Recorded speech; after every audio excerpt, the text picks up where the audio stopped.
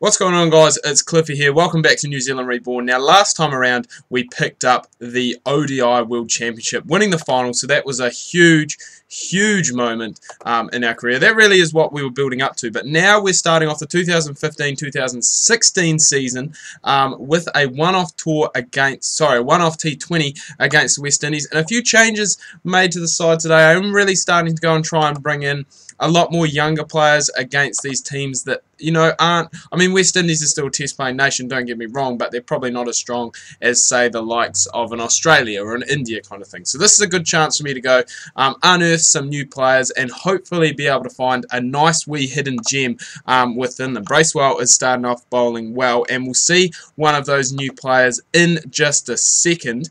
Once we go and finish this over. But Bravo is just going after Bracewell now after he's had a good start. And I've probably actually said his name wrong again. I always seem to call him Bollinger or something else whenever I'm doing my recordings with him. So Ryan McCone's still in the side. Mitch McClenaghan and Tim Southey missing out today, I think. I'm not quite too sure. I'm pretty sure he's missing out though. And we've actually got a man who is coming in on debut as Neesham. God, I'm getting my names all wrong today. Neesham takes his second catch. And we're going to see one of those new players here, which is, I think it is Ed Nuttall. Now, he plays for Canterbury, left arm medium fast bowler, and I thought I'd go and this would be a good chance to bring him into international cricket, see how he performs, because he's been performing pretty well for Canterbury in this game, so I thought, why not go, chuck him in the deep end and see how he goes against the West Indies. T20, probably the best place to go and bring him out. James Neesham in there as well. He's going to be the fifth seamer. And then Corey Anderson and Kane Williamson to go and make up some overs as well. So plenty of options in this T20 side. Plenty of wicket-keeping options as well. Ronke playing today, but Tom Latham and Brendan McCullum both in the squad as well. So both of them can feature at a later stage, even though this is just a one-off series, as Nuttall goes and picks up his first T20 wicket, so he gets one on debut.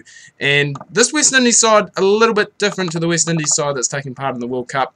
Obviously Pollard is there, Samuel's there, he scored on Tuesday night, he scored 100, Chris Gale scored 200 as they pretty much demolished Zimbabwe.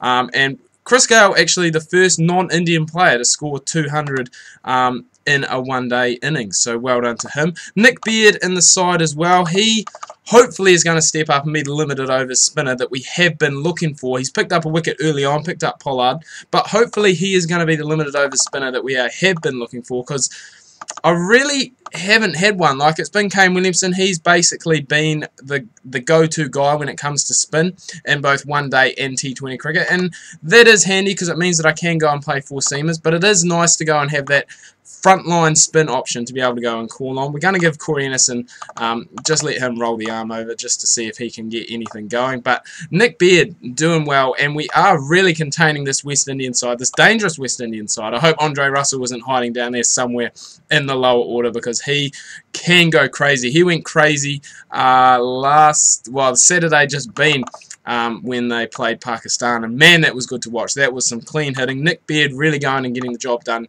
here today.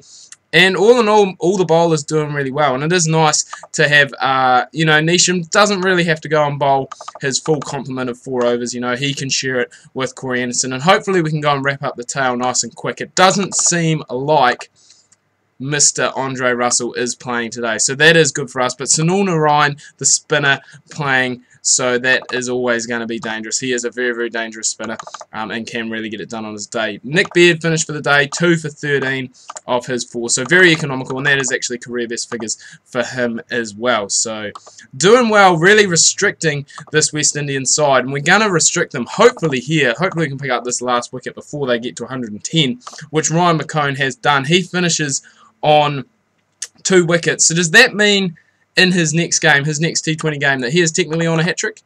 Leave a comment down below in the comment section and let me know. I'm not too sure. I know it works for tests, where if that was the situation, say he bowled out in the first innings, came back in the second innings and took a wicket with his first ball, then he would get a hat-trick. But not too sure about one-dayers. Hopefully these two can go and take us through to a 10-wicket win, because that would be good for both Guptill and Kitchen's confidence. Today I was a wee bit, not concerned, but a bit torn about whether to, who to open up with Guptill. I went for Kitchen in the end because he has had a pretty good run as of late, but I was thinking maybe going Kane Williamson, possibly even going for Tom Latham, because he's been performing well for me. He scored a test ton not too long ago. So he is really starting to step up and looking to take that other test opening spot off Hamish Rutherford. So that's good to see that there is a lot of competition for places.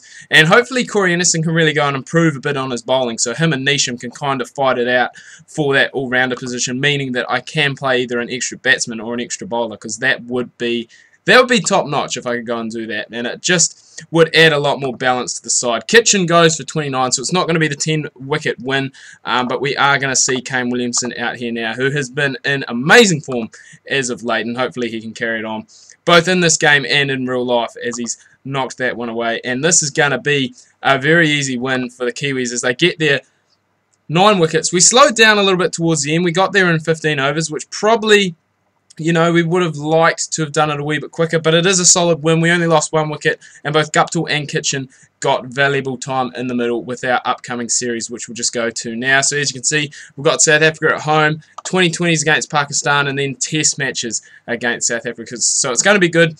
Going to see if we can get some of these younger players back in. Nuttall had a very good performance in today's T20 debut, and Nick Beard bowled pretty well as well. So anyway, guys, do hope you've enjoyed this video. If you have, please remember to leave a like. If you are new, please do subscribe. Tune in tomorrow. I'm going to have Don Bradman Cricket Reborn. That's going to be, well, on the same day as New Zealand playing Australia in the World Cup. What a game that is going to be. Then on Sunday, we are going to have some Dutch domination. You guys are loving that series. I'm loving for having it back.